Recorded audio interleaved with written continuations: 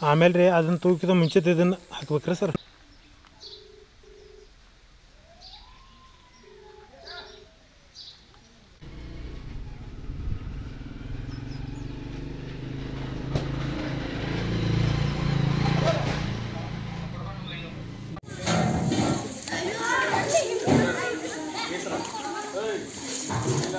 ಅವ್ರದ್ದೇ ಮಾಡಿರಿ ಸರ್.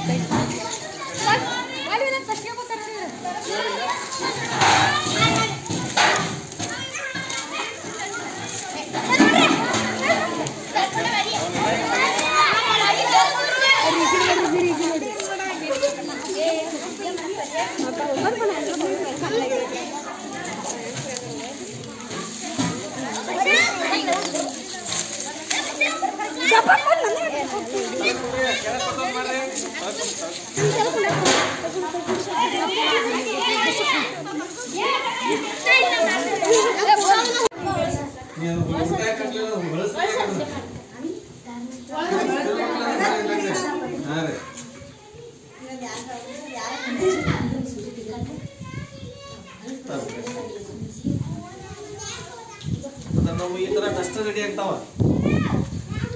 ಈ ತರ ಹೊಲಿಗೆ ಆಗ್ತಾವ. ಇನ್ನ ಕೂತಾನೆ ಅದ್ರ ಏನ್ ಮಾಡ್ತಾರ